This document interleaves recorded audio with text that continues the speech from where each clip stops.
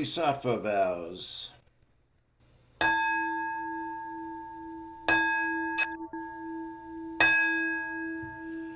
Sentient beings are numberless. We vow to help them all. Delusions are countless. We vow to see through them all. Opportunities to awaken are infinite. We vow to embrace them all. The Buddha way is endless. We vow to embody it. And we will begin, as always, with our 15 minutes of seated meditation.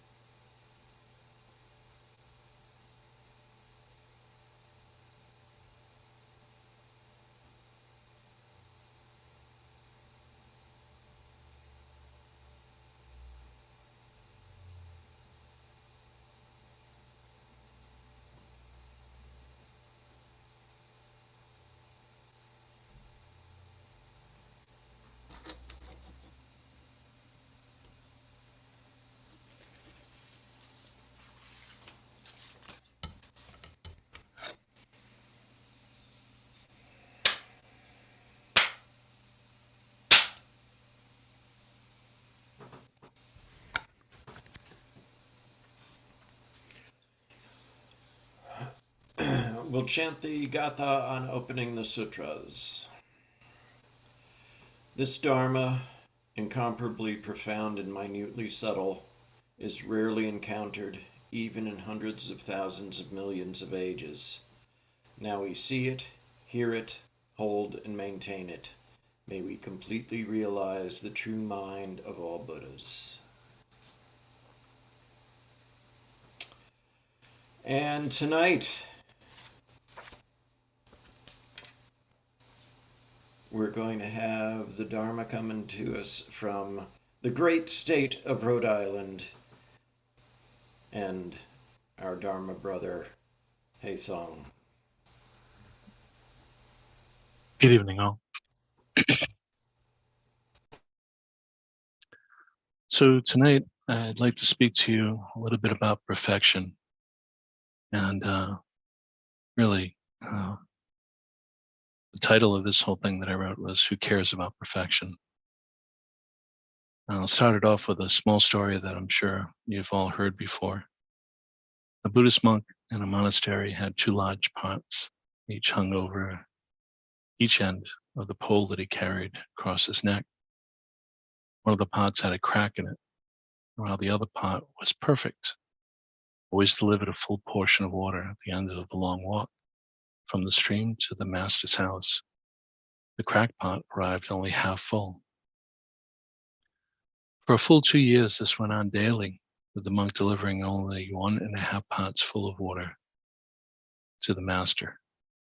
Of course, the perfect pot was proud of its accomplishments, perfect to the end for which it was made. But the poor cracked pot was ashamed of its own imperfection and miserable that it was able to accomplish only half of what it had been able to. After 2 years of what it perceived to be bitter failure, it spoke to the monk one day by the stream.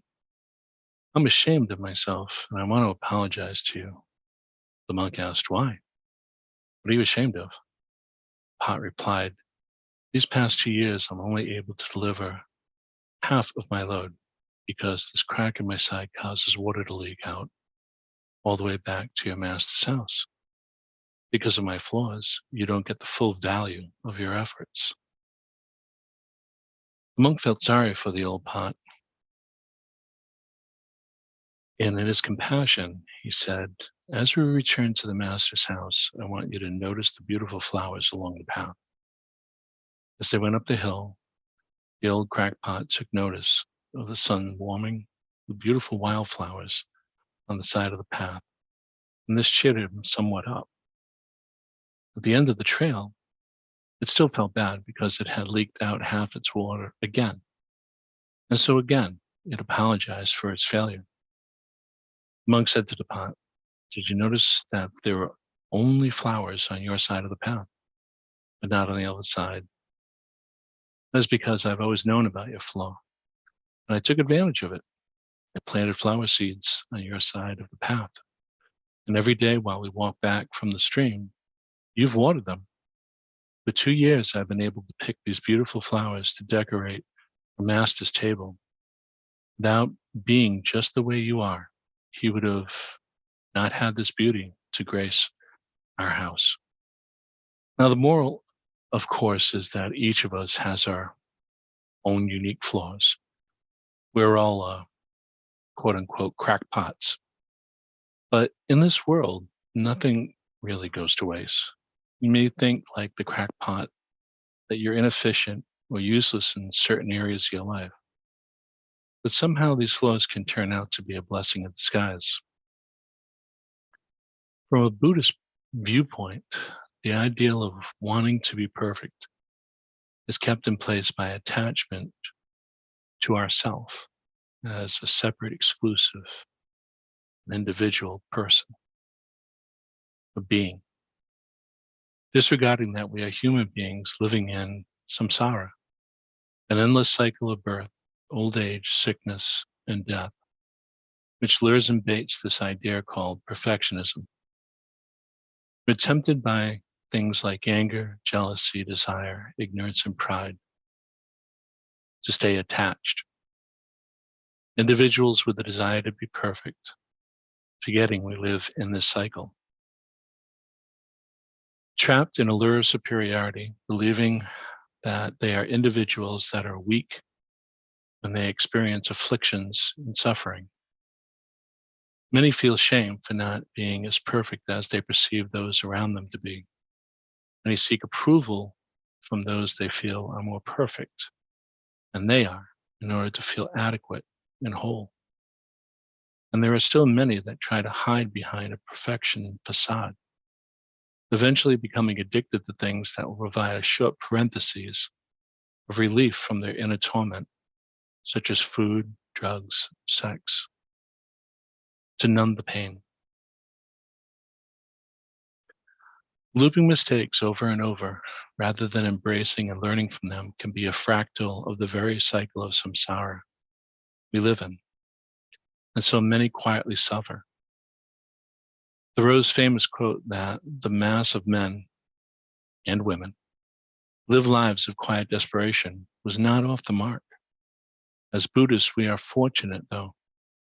We have many guides, past and present, to show us that instead of trying to deny or hide imperfections, that acknowledging them mindfully can lessen the power they have over us. In order to do this, first step is to consciously notice your expectations and thoughts of self-judgment.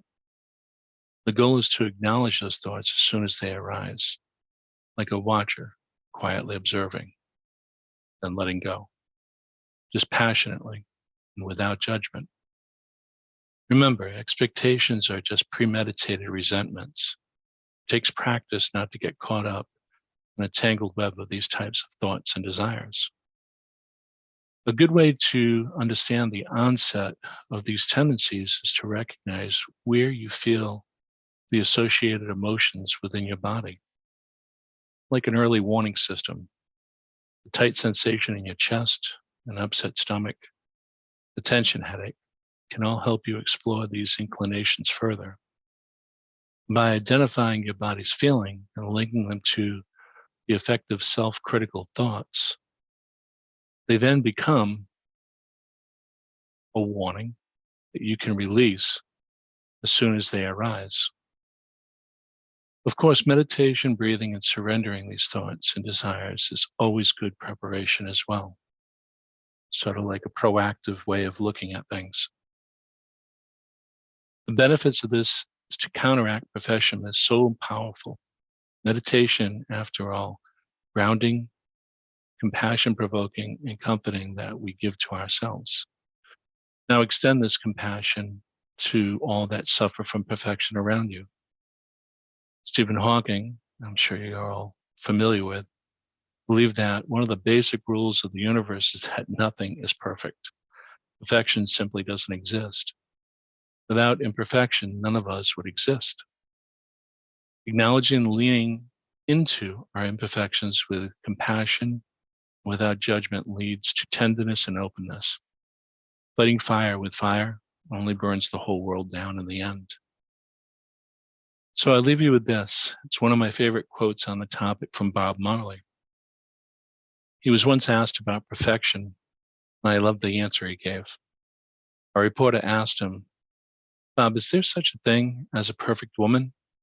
And he replied, "Who cares about perfection? Even the moon is not perfect. It's full of craters. The sea is incredibly beautiful, but salty and dark in its depths. The sky is always infinite, but often cloudy. So everything that is beautiful isn't perfect. It's special.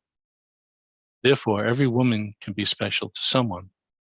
Stop trying to be and look for perfect.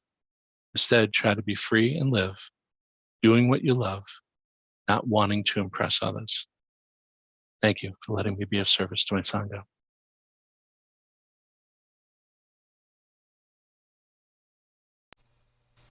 Thank you, Kevin. So we'll go back and sit for another 15 minutes.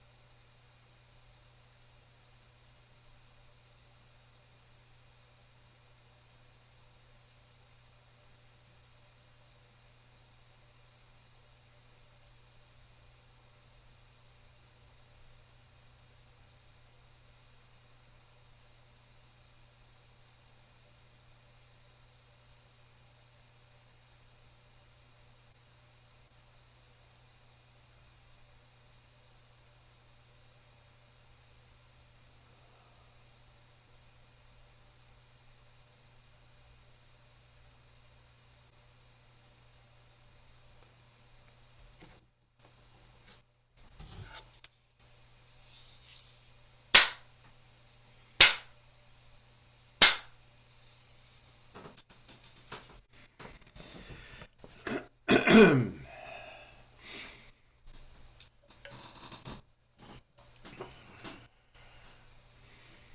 chant the Heart Sutra.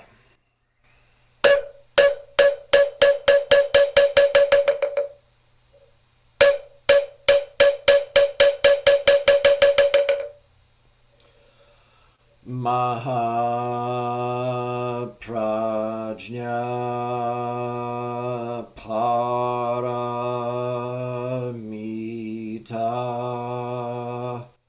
Hridaya Sutra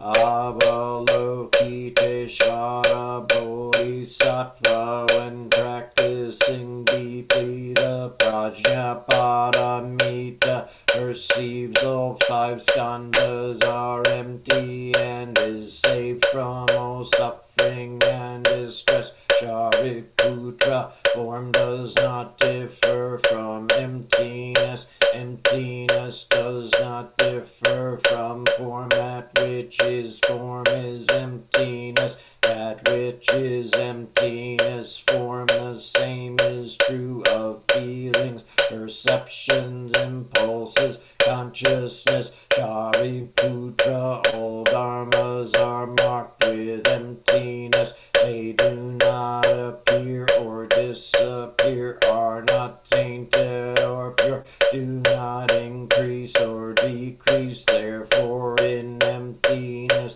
no form, no feelings, perceptions, impulses, consciousness, no eyes, no ears, no nose, no tongue, no body, no mind, no colors, no sound, no smell, no taste, no touch, no object of mind, no realm of eyes, and so forth, until no realm of mind consciousness, no ignorance, and also no extinction of it, and so forth, until no old age and death, and also no extinction of them, no suffering, no origination, no stopping, no path, no cognition, also no attainment, with nothing to attain. The Bodhisattva depends on Prajna Paramita, and the mind is no hindrance. Without any hindrance, no fears exist.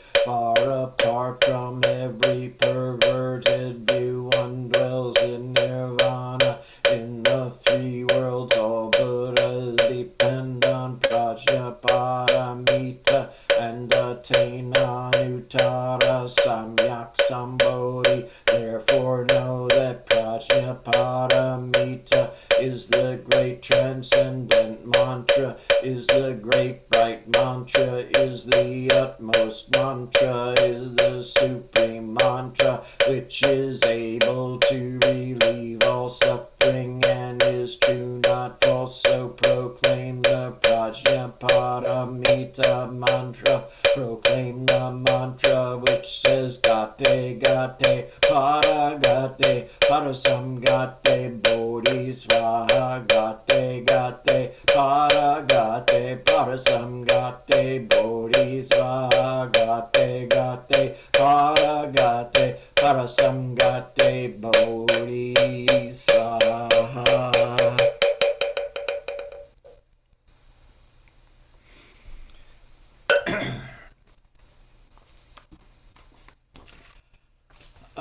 We'll dedicate personal merit. If you have anyone that you would like to put in, I'll leave some space.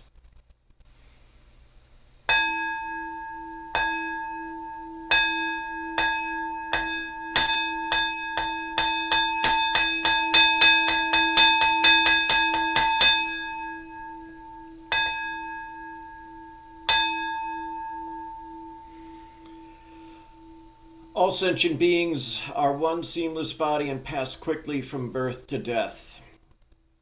We remember those who cared for us and are gone, those who are ill, those who are at war, who are hungry, and who are in pain. May they heal and have peace. We especially dedicate our service to Mike Gingy Wood, Laura Haas Knox. Anyone you would like to add, please do. Rox Bianchi. Any others? Bailey and Joanne Sheridan. Any others?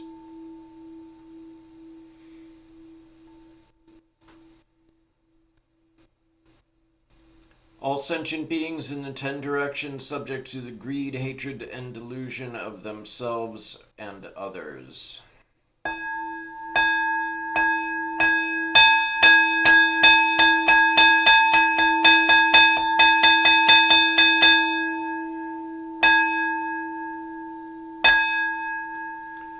All Buddhas throughout space and time, all honored ones, Bodhisattva, Mahasattvas, wisdom beyond wisdom, Maha Prajna Paramita.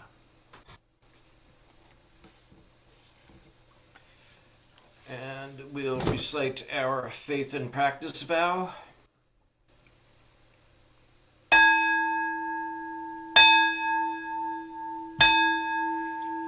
I will never retreat and will be firm in my mind in this correct Dharma. I will escape from the samsaric cycle of birth and death and definitely will see my original face. I will be sure to inherit the life of insight of the Buddha and save all sentient beings.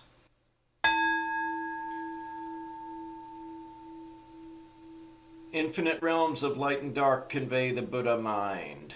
Birds and trees and stars and we ourselves come forth in perfect harmony. We practice and recite this for all beings in grateful thanks to our many guides along the way.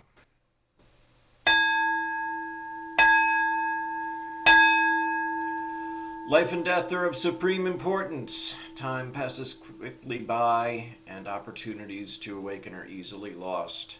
Strive to realize your true nature. Do not squander your time by night or day. Thank you. I will extinguish the candles.